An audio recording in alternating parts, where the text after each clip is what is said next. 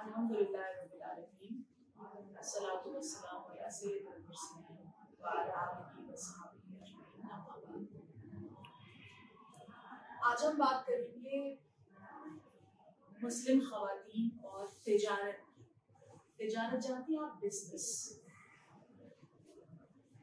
क्या ये मुस्लिम ख़वातीन के लिए सही है?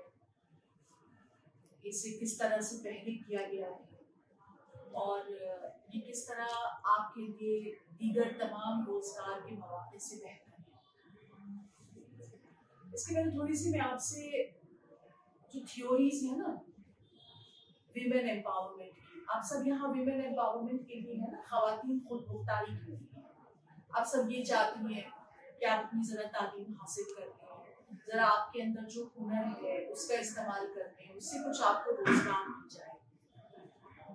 तो मैं चाहती हूँ आपके अंदर ये एहतमाद आए कि आप ऐसा किसी मजबूरी में नहीं कर रही हैं। इसलिए नहीं कि खुदा न खास्तर जब आप में से कोई बेवा है इसलिए आई है, या कोई यतीम है इसलिए आई है, या कोई गरीब है इसलिए आई है, या कोई बेसहारा है इसलिए आई है। हमें तालीम इसलिए हासिल करनी है क्योंकि इससे हम अच्छे इंसान बन सकते हैं।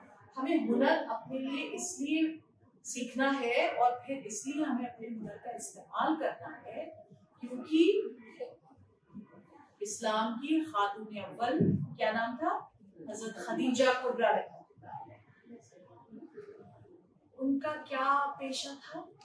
वो तिजारत करती थी, she had a business and she was very rich woman। और किस तरह से वो रसूलुल्लाह सल्लल्लाहु अलैहि वसल्लम के रास्ते में आई और किस तरह से उन्होंने अपना उनको पैगाम भेजा। वो उनके तीसरे शौहर थे, उससे कबल उनके 2 शौहरों का इंतकाल हो चुका था और वो उनसे 15 साल उम्र में कम थे और वो उनके जो काफिले वगैरह होते थे उनके साथ जाया करते थे। लेकिन चूंकि उनके अंदर ऐसी शख्सियत खूबियां थी कि लोगों ने उन्हें अमीन का दर्जा दे रखा, चूंकि लोगों के बीच वो he used to work towards peace amongst people, लोगों के बीच अमन पैदा करना। वो तो आपको वाकई सबको पता है ना, एक दफा खाने काबा की जब मरम्मत चल रही थी तो उसमें से हजर अस्वद को निकाला गया था और मरम्मत के बाद उसको वहां वापस कौन रखेगा, इस पे कबीलों के सरदारों ने आपस में तलवारें खींची हुई थी, खून बहने की नौबत आ चुकी थी। लेकिन रसूलुल्लाह सल्लल्लाहु अलैहि वसल्लम ने उसका बहुत ही अच्छा ये निकाला मसले का हल कि उन्होंने कहा कि इस पत्थर को एक चादर पे रख दो, तुम सब उस चादर के कोनों को और उसके किनारों को पकड़ के इसको खाने काबा तक लाओ, मैं उसके बाद इसको उठा एक पुरअमन हल निकाल दिया किसी चीज का। तो ये तमाम शख्सी खूबियां थी जिसकी वजह से हज़रत खदीजा रज़ियल्लाहु ताला अन्हा को बहुत ही उनके ऊपर एतबार था। वो उनकी शख्सियत से बहुत ज्यादा मरूब थी। उन्हें ऐसा लगा कि मेरा ये जो तिजारत है, जो ये मेरे काफिले यहाँ मक्के से लेकर के सीरिया तक, शाम तक जाते हैं, अगर इनमें ये इतने ईमानदार उस वक्त तक उनके ऊपर इस्लाम की वही नहीं नाजिल हुई थी, उनकी उम्र सिर्फ 25 बरस थी। वही तो उनपे तब नाजिल हुई है जब उनकी उम्र 15 साल बाद 40 बरस उनकी उम्र जब उनके ऊपर पहली वही नाजिल हुई। लेकिन वो एक ताजरा खातून। तो मैं आपसे ये कह रही हूँ कि हम सब के अंदर ये कुव्वत होती है कि हम एक अच्छी मुसलमान खातून की घरेलू जिंदगी भी गुजारें और इसके साथ ही साथ हम बिजनेस सीखें और बिजनेस करने की अपने अंदर सकत पैदा करें। और अगर हमें कभी थोड़ा बहुत नुकसान होता है तो हमारी ये जो कुछ निस्वानी खूबियां होती है, कुछ हमारे अंदर निस्वानी खूबियां ये होती है कि हम बहुत ज्यादा रिस्क नहीं लेते हैं, हम बहुत ज्यादा अपने घरों से दूर जाने से घबराते हैं। हमें लगता है कि हम दब के और इसी छोटे से दायरे में जो थोड़ा मोड़ा कर ले बस हमारे लिए वही काफी है। इससे हमें बाहर निकलने की जरूरत है और दीन आपको इससे नहीं रोकता है, हरगिज नहीं रोकता है। कहीं ये एक बहुत सालों से और सिर्फ मुसलमानों ही में नहीं, इसके भी पहले से, तब से जब से कि इंसान गुफाओं में रहा करता था आदि मानव की बात कर रही हूँ, ये बन गया है कि मर्द जो है वो बाहर जाएंगे, वो शिकार करेंगे, वो गोश्त लेके आएंगे, वो जो जंगली जानवर है उनसे लड़ेंगे, और औरतें जो है वो गुफाओं के अंदर रहा करेंगी और उनके अंदर रह करके बच्चों को पाला करेंगी। धीरे धीरे इस तरह से क्या है, रोल डिफाइन हो गया, जेंडर स्टीरियोटाइपिंग हो गई है ना, कि औरतें खाना बनाएंगी, औरतें सिलाई करेंगी, ठीक है, औरतें बच्चों को पालेंगी, उनको कुछ छोटी मोटी चीजें सिखाएंगी। ये सब ऐसे काम है जो हम बेहतर कर सकते हैं, इसमें कोई शक की बात नहीं। लेकिन जब इन्हीं कामों से पैसा कमाने की बात आती है, जब इन कामों से पैसा कमाने की बात आई, खाना घर में आप अच्छा बना रहे हैं, लेकिन होटलों के रेस्टोरेंट्स के मालिक जो है वो सब मर्द हैं, ठीक है, कपड़े घर में आप अच्छे सिल रही हैं, लेकिन सारी रेडीमेड कंपनीज के मालिक और दुकानों के मालिक वो मर्द हैं। तो कहीं ना कहीं आपने अपने अंदर हुनर होने के बावजूद अपने को पीछे कर दिया और पावर से, ताकत से और पैसे से खुद को मकबूल कर रखा है, खुद को महरूम कर रखा है, और इससे आपको कोई नहीं कहता कि जो आपके ऊपर हदें हैं, पर्दे की हदें फर्ज कीजिए, अगर आप बिजनेस में आती हैं आपको पर्दे की हद तोड़ने की कोई जरूरत नहीं। आप चेहरे का पर्दा करती हैं, आप आंख का पर्दा करती हैं, आप सिर का पर्दा करती हैं, कोई नहीं पूछ रहा है क्या करती। ये नौकरी नहीं है कि अगर आप एयर होस्टेस बन गई एयर इंडिया में तो फिर आपको स्कर्ट ब्लाउज ही पहनना है। ये तो बिजनेस है, उन्हें आपका सामान पसंद आएगा, उन्हें आपका दाम पसंद आएगा और उन्हें आपकी ईमानदार डीलिंग पसंद आएगी। वो 100 बार आपसे सामान खरीदेंगे, उन्हें इससे कोई सरोकार नहीं है कि आप क्या पहनती हैं, आप किस वक्त घर से निकलती हैं, किस वक्त घर से नहीं निकल सकती हैं। आपके ऊपर दीन की तो पाबंदी है कि आप जिस्म पे एक सतरपोशी का लिबास पहनेंगे। कभी भी बिजनेस करने आप जाएंगे आपको भी मना किया जाएगा कि आप जिस्म पे सतरपोशी का लिबास ना पहनिए।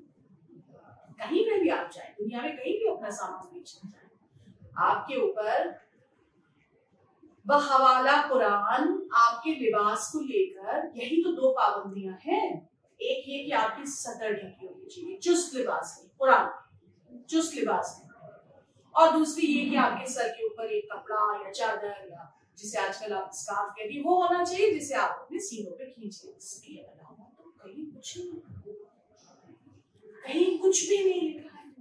आपको इसका पालन करने से कौन रोक रहा है? अगर आप बिजनेस कर, हाँ, अगर आप नौकरी मांगने जाएंगे हो सकता है आपसे कहा जाएगा ये तुम क्या पढ़ करके आती हो, यहाँ तो ये कि आप तो आप नौकरी मांगेंगे, जहाँ वो जैसा कर रहे हैं वहाँ पे आपको वैसा करना पड़ेगा। मुझे बड़ा अफसोस है कि अमूमन सिर्फ हमारे यहाँ नहीं, पूरे हिंदुस्तान में, मैं कहूँगी पूरे बड़े सही सब इसकी चाहत में रहते हैं कि नौकरी, चाहे वो कितने की भी हो, घर बैठे कोई ऐसी नौकरी मिल जाए। भाई नौकरी लफ्ज जो है वो तो नौकर से, आप क्यों नौकर बनना चाहते हैं? आप क्यों दूसरों के इशारों में चलाना चाहते हैं? आप क्यों गुलाम बनना चाहते हैं? क्या आपको अकल नहीं है? क्या आपको समझ नहीं है? क्या आपको हुनर नहीं है? क्या आपको हिम्मत नहीं है? मैं कहूँगी बाकी सब चीजें हैं आपके अंदर, सिर्फ आपके अंदर हिम्मत नहीं है कि आप नहीं चाहते कि आप निकले और वहां जरा अपनी किस्मत आजमाए। किस्मत आजमाने से हम क्यों भरा करें? क्या अल्लाह हमारा नहीं? क्या हमें अपने ईमान पे भरोसा नहीं? क्या हमारी इबादतों में कोई कमी है कि हम किस्मत आजमाएंगे किसी एक एरिया में तिजारत करने के लिए, तो हमें नुकसान होगा, दूसरे को कैसे फायदा? फायदा नुकसान तो दुनिया का चलन है, नशे व फराज तो जिंदगी का हिस्सा है। देखिए आपको मैं बताती हूँ, कुरान में सूरह निसा है, आप सबको मालूम है, और तमाम सूरह निसा के मामलात खवातीन से मुतअल्लिक़ दिए हैं। हालांकि सारे मामलात सूरह निसा में ही नहीं है, दूसरी सूरतों में भी सूरह निसा से ज्यादा सूरह नूर में है। मैं इसकी एक आयत का एक टुकड़ा आपके सामने लिर्रिजालि नसीबुम मिम्मा अक्तसबू व लिन्निसाइ नसीबुम मिम्मा अक्तसबना। रिजाल मतलब मर्द, निसा मतलब औरत। क्या कह रहे हैं, इसका तर्जुमा क्या है, जो कुछ मर्दों ने कमाया है उसके मुताबिक उनका हिस्सा है, और जो कुछ औरतों ने कमाया है उसके मुताबिक उनका हिस्सा है। नहीं, कोई तफरीक नहीं की गई इस बात में कि औरतों को नहीं कमाना चाहिए और मर्दों को कमाना चाहिए। सूरह निसा चौथे नंबर की कुरान की सूरह है, चैप्टर नंबर 4, और सूरह निसा की ये आयत नंबर 30 है, जिसका एक हिस्सा मैंने आपको यहाँ पर सुनाया। देखिए, जहां जहां कुरान में अल्लाह को ऐसे अहकाम देने थे, नमाज पढ़ो, रोजे रखो, तो वहां अल्लाह ने अलग अलग नहीं बताया है, मर्दों से अलग कहो, औरतों से अलग कहो। तो एक दफा जब कई वही इस तरह से नाजिल हो गई तो मदीने की कुछ औरतें वो रसूलुल्लाह के पास गई, उनसे कहा कि हमसे क्यों नहीं कुरान में कलाम किया गया। तो रसूलुल्लाह ने कहा कि ऐसा इसलिए है कि बनी नौ इंसान से कुरान में कलाम कहा किया गया है, इसमें मर्द औरत की तफरीक नहीं की गई। अल्लमल इंसाना मालम यालम, यानी कि इंसान को सिखाया वो जो भी वो नहीं जानता। ये नहीं कहा कि अल्लमल रिजाला मालम यालम या अल्लमल निसा मालम यालम, ये नहीं कहा कि मर्द को सिखाया या औरत को। बहरहाल अगर तुम जानती हो तो अल्लाह तुम्हारी ये बात सुनेगा। और फिर उसके बाद ये वाली आयत सूरह अहज़ाब की आती है, इन्नल मुस्लिमीना वल मुस्लिमात वल मुमिनीना वल मुमिनात, एक पूरी लंबी आयत है ना ये, कानितीना वल कानितात, कि ये खुसूसियात जिन मर्दों और जिन औरतों में होंगी उनके लिए बहुत बड़ा अजर है, और उनके तमाम जो गुनाह हैं वो माफ कर दिए जाएंगे। ये बात इस शिकायत के बाद आई, मदीने की कुछ खवातीन ने जाके शिकायत की जब रसूलुल्लाह से, तब आई। लेकिन ये आयत जिसकी तिलावत मैंने यहाँ अभी आपके सामने की है, उस आयत के कबल ऐसी कोई शिकायत नहीं आई।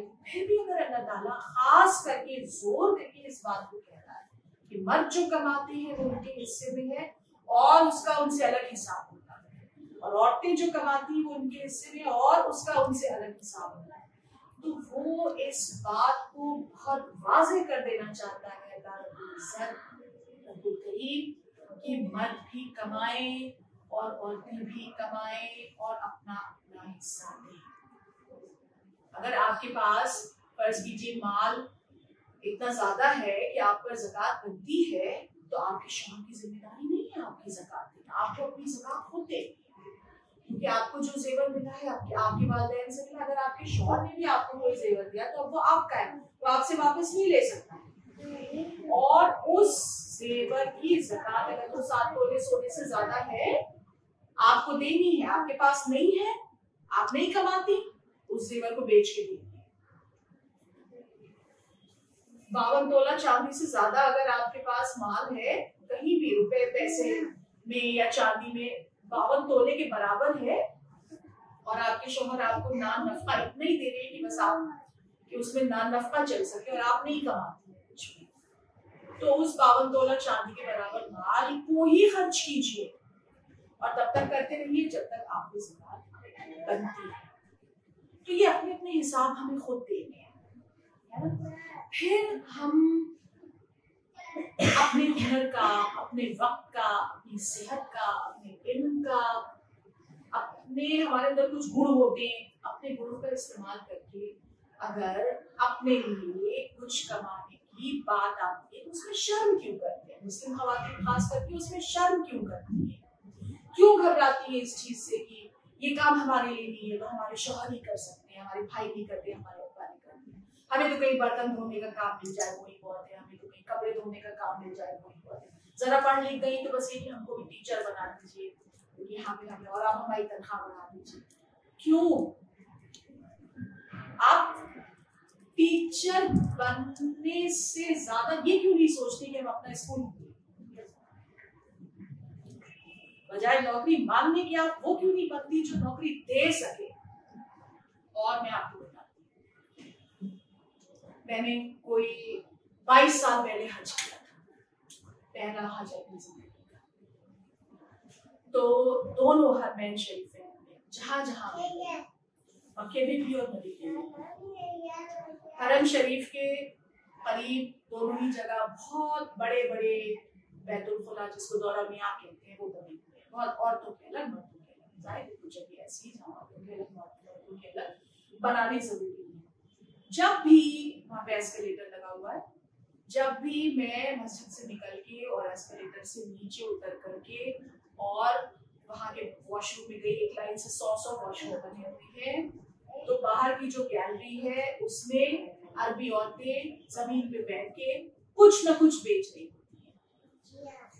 मैंने खुद उनसे बहुत सारे कफ्तान खरीदे वहाँ, क्योंकि वहाँ पे वो वॉशरूम में बेच रही है, हम भी अपना आराम से ट्राई करके देख सकते हैं वहीं पे, और हमें समझ में आ सकता है कि कैसा है क्या है, वही खरीद के हम पैसे दे दिए, उनकी भी थोड़ी सी इनकम हो गई, हमें भी आराम से कहीं निकलना नहीं पड़ा और मियाँ से कहना नहीं पड़ा कि अरे ये चलिए बाजार, ये चलिए। औरत औरत का सहारा, क्योंकि औरत बिजनेस में आई, वरना नहीं बन सकती थी, है ना, वो अपने घर में बैठी होती। और मैं आपको बता रही हूँ, इस तरह से बेचते हुए मैंने उनको 2 बजे रात में भी देखा है, 3 बजे रात में भी देखा है। जब भी हम वहां गए तहज्जुद के लिए गए उनके अंदर, हमने उनको वहां पे बैठ के सामान बेचते हुए देखा। कोई उनके पर्दे में खलल नहीं पड़ रहा है, तो भी बेच रही है और अपने घरों की जिम्मेदारियां वो किस तरह निभा रही है, ये उनकी प्रॉब्लम होती है। ठीक है, हर घर में जब कुछ नया करने चलती है औरत, तो पहले तो कुछ होता है जरा सा, लेकिन उसके बाद जब लोग ये देखते हैं ये जो भी इसकी जिम्मेदारियां हैं, इनका अभी भी ये बखूबी निर्वाह कर रही है और इन जिम्मेदारियों के बावजूद जो काम कर रही है, उससे जो पैसे आ रहे हैं, उससे हमारे ही घर का इकोनॉमिक स्टेटस अच्छा हो रहा है, कोई भी औरत अगर चंद पैसे ज्यादा कमाती तो अपने बच्चों पे तो क्यों बुरा लगेगा? अम्मी आपको, सास ससुर को, ननद, क्यों बुरा लगेगा? घर का ही तो स्टैंडर्ड अच्छा हो रहा है। कैसे करना है ये हर औरत जानती है। जब तक वो डरती रहेगी तब तक वो पहला कदम नहीं उठाएगी। आज मैं ये बात आपसे इसलिए कर रही हूँ कि पहला कदम उठाने की हिम्मत आपको दीन से मिले, क्योंकि आपका दीन जिस कुरान पे, जिस हदीस पे मबनी है, मुकम्मल तौर पे मबनी है, उस दीन से ही मैंने आपको सूरह निसा की आयत नंबर 32 की तिलावत करके बता दी कि इसमें बिल्कुल साफ लिखा हुआ है कि मर्द जो कमाए, ताकि ये बात वाज़ेह हो जाए। बिल्कुल अल्लाह ने ये बात दो लोगों के लिए अलग अलग इसीलिए कही है क्योंकि इसमें कोई कंफ्यूजन की गुंजाइश ना रहे कि कमाने के लिए कहा है लेकिन ये तो नहीं कहा है कि औरत कमाए इसलिए तो। देखिए, मसला ये रहा है बहुत जमाने से कि पहले घर का काम बड़ा ज्यादा होता था। इसको विमेन स्टडीज में वॉशिंग मशीन थ्योरी कहा जाता है। क्या था कि ये पहले बिजली नहीं थी, मशीनें नहीं थी, फैक्ट्रीज नहीं हुआ करती, वाकई गुंजाइश नहीं होती थी कि औरत के पास इतना वक्त बचे कि वो बाहर कर सके। इसलिए मर्द के ऊपर दोहरा प्रेशर होता था कि वो अपने लिए भी कमाए, अपने घर के लिए भी, अपने बच्चों के लिए। लेकिन धीरे धीरे ये जब से हमारा सनती इनकलाब आया, इंडस्ट्रियल रेवोल्यूशन आया, जिसके बाद बिजली है, जिसके बाद कोयला है, इस तरह के एनर्जी के सोर्सेज हैं जिनसे इंसान की मेहनत कम हो रही है।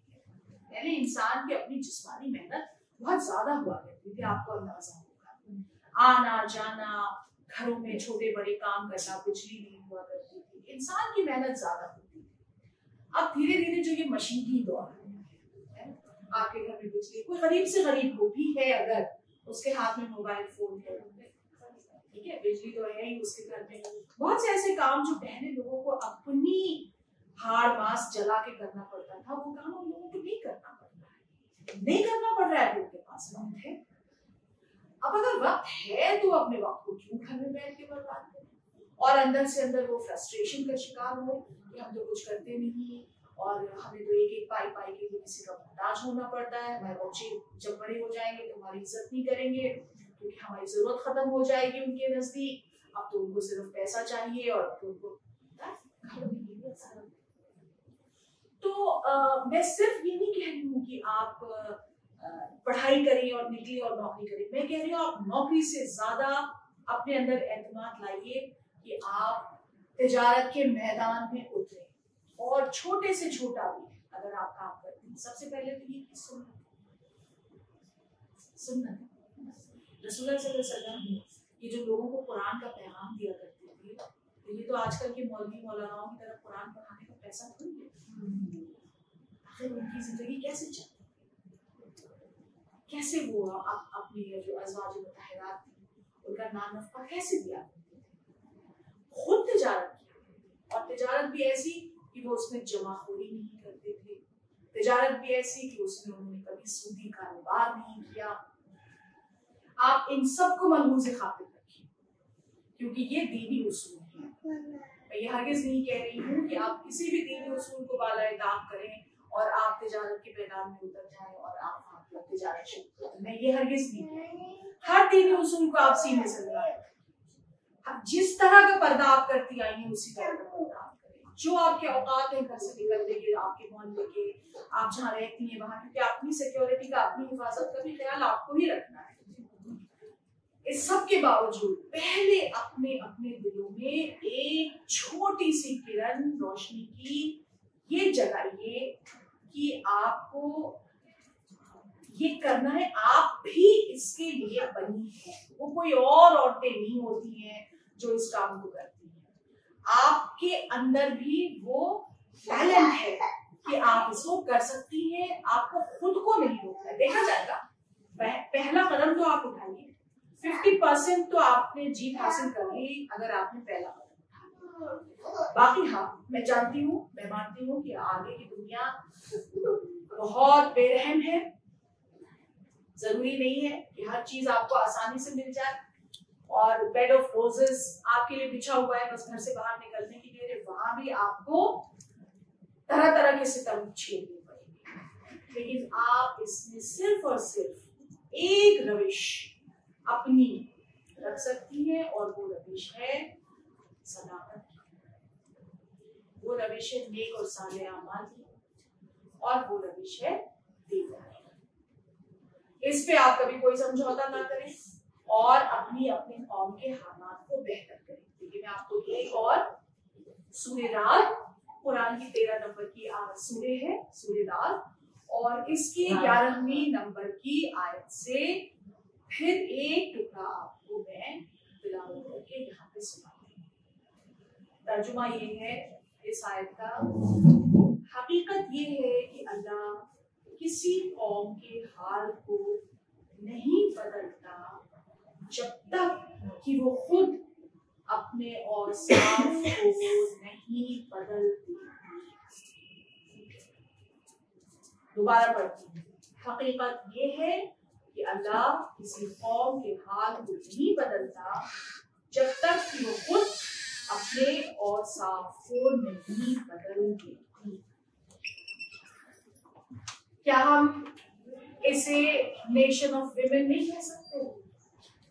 क्या हम एक निस्वानी कौम नहीं है? और अगर हम एक निस्वानी कौम है और हम एक हैं तो हमें अपने हालात को खुद, और जब भी आप किसी काम की तहरीक अपने दीन से निकालती हैं और पहला कदम आप दीन से तहरीक पाके करती हैं। मैं आज के ये जो दर्स है इसमें कोई नसीहत आपको नहीं दे रही, आज के इस दर्स में मैं सिर्फ आपको तहरीक दे रही हूँ। I want to inspire you to change your mindset, अपनी इस सहनियत को बदलना कि हमसे नहीं हो पाए। हम सुबह आ जाएंगे, चौराहे पे खड़े मिलेंगे, 480 रुपए में शाम के 9 बजे से लेकर 5 बजे तक काम करेंगे, जो जो इसी 480 के खेलने में आप खोते रहेंगे। एक हफ्ते बाद आपका दिल नहीं करेगा कि आप सुबह उठे और दोबारा वहां जाएं, और आपका दिल करेगा कि आज कोई यूं ही 480 रुपए दे देगा, काश। और नहीं देगा तो अब हम क्या करें, हम क्या पकाएं, क्या खाएं। जिंदगी बहुत ही ज्यादा बोरियत से भरी और बहुत ही ज्यादा कराहियत से भरी महसूस होगी, क्योंकि आपने तो अपनी जिंदगी की खुशी दूसरे के हाथ में दे दी ना। एक महीने बाद आप उससे बहुत रोएंगे, गाएंगे, नहीं मालिक सरकार, अच्छा चलो 480 नहीं, हम तुमको 500 देंगे। 2 दिन आप खुश होंगे, अरे अब तो हमको बहुत समय मिला है, फिर जब आपके काम में आपका दिल होगा, सुबह में उठ करके आपको एक यू विल हैव एंथुसियाज्म, एक जोश होगा आपके दिल में, आज मुझे ये करना है, मुझे हो सकता है कि आज मैं 1000 कमा लूं। जुआ खेलने वाले कैसे जुआ खेलते हैं, ये सोच के तो खेलते हैं कि भाई ये पासा डालेंगे तो हम 1000 भी कमा सकते हैं, ये पासा डालेंगे तो कितना कुछ अपना रिस्क पे लगा देते हैं। वो इसलिए गलत है क्योंकि वो सिर्फ किस्मत का खेल खेलते हैं। आप तो अपनी मेहनत का खेल खेलते हैं, आप तो अपनी हिम्मत अपनी का खेल खेलते हैं, आप तो अपनी ईमान का खेल खेलते हैं। आपने ये फैसला कर लिया कि आप अपनी ईमान पे कभी कोई समझौता नहीं करेंगे, आपने ये फैसला कर लिया कि आप अपने दीन पे कभी कोई समझौता नहीं करेंगे। लेकिन इसके लिए आपको दीन पढ़ना पड़ेगा, इक़रा बिस्मि रब्बिकल लज़ी खलक़, मुस्तकिल आपको दीन पढ़ना पड़ेगा। ये सही गलत का फैसला आपको खुद करना पड़ेगा। ये तहरीक आपको कुरान से मिल गई, कुरान से मिल गई कि आप और मर्द भी कमा सकता है, औरत भी कमा सकता है। कहते रहे लाख मौलाना और कहते रहे लाख कम्युनिटी के दिग्गज चौधरी जी ये तो बड़ा गलत कर रही है और ये तो कमा नहीं जाती है। आपको तो मालूम है जब रसूलुल्लाह सल्लल्लाहु अलैहि वसल्लम ने पहली बार ला इलाहा इल्लल्लाह कहा था, तलवारें खींच गई थी और वो सारे मक्के के कुफार बहुत बड़े बड़े चौधरी थे। कहाँ से ताकत आई एक आदमी को, कहाँ से ताकत आई कि उनका मुकाबला करे? कलाम इलाही था उनके पास, अल्लाह की वही थी उनके पास, और वो आपको देखे गए, आपके हाथ में देखे गए। ये जिम्मेदारी बनती है कि मुस्तकिल आप कुरान की सिर्फ तिलावत ही नहीं, बामाने कुरान को पढ़ते रहे। वक्त नहीं है, मैं आप छोटा सा एक आपको हमारे घर का ही एक वाकया है बताती हूँ, हंसेंगी आप। हमारी मरहुमा बड़ी अम्मी थी, पीरी मुरीदी का काम उनके यहाँ पे होता था। उन्होंने ये मशहूर कर रखा था कि मेरे कब्जे में जिन्नात है।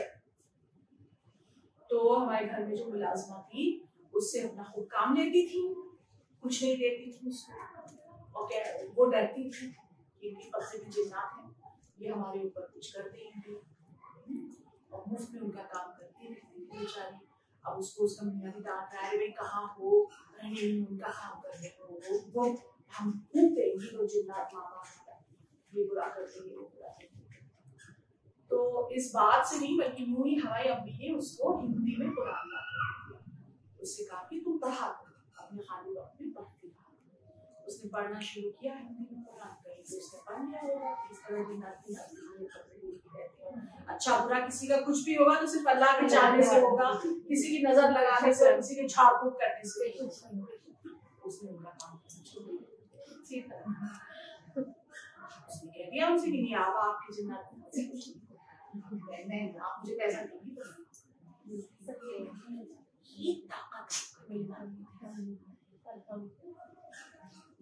तो आज हम बोले तो बाद मिले, खुशी है आपसे दोबारा फिर से शामिल हुए। पीछे में बहुत मसरूफ है, हम बात नहीं कर सके इसकी, लेकिन ये आपके लिए बहुत रेलेवेंट एक लेसन था। और आप सबके लिए मेरी यही दुआ है कि अपने जोरे बाजू से हलाल रोजी से आपके घरों में खूब बरकत। आमीन।